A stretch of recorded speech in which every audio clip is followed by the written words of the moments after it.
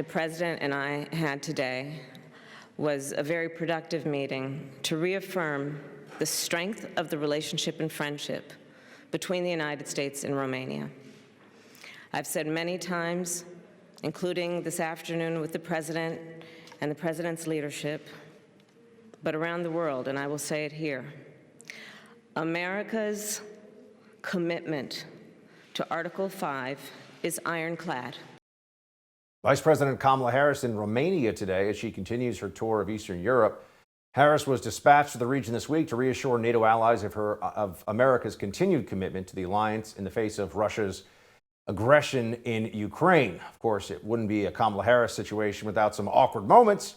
Here she was yesterday cracking a joke and laughing while fielding questions about the ongoing refugee crisis in Poland. I wanted to ask you about some reporting that my colleague here in Poland noticed.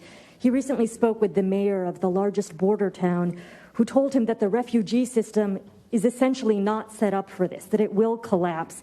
It's an improvised system that can work for maybe 2 weeks, but not indefinitely. And I'm wondering what the United States is going to do more specifically to set up a permanent infrastructure. And relatedly, is the United States willing to make a specific allocation for Ukrainian refugees? And for President Duda, I wanted to know if you think, and if you asked the United States to specifically accept more refugees. Okay. A friend in need is a friend indeed. Okay, I can first. Okay, so this time. Szanowna pani redaktor. Okay. Joining me now to give her take on the Vice President's performance overseas so far is former State Department spokesperson and candidate for U.S. Congress in Tennessee's 5th District, Morgan Ortegus. Morgan, good to see you. That was bad. That was really cringeworthy, Buck.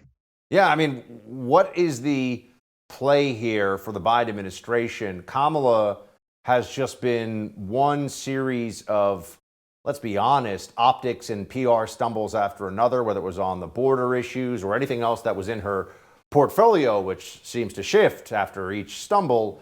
Putting her in charge of something like this, where people are legitimately having discussions about nuclear first strikes, it doesn't make a lot of folks feel better about it.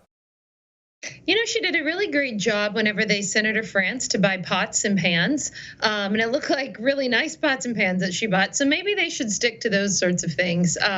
Listen, this is, as you said, a very serious moment, a really serious time. And the laughing and joking and being unable to answer a question about refugees. I know we do this a lot, but I can tell you after working for President Trump and his administration, they constantly hit us on refugees and how many we were taking and were we lowering, increasing. What were we doing?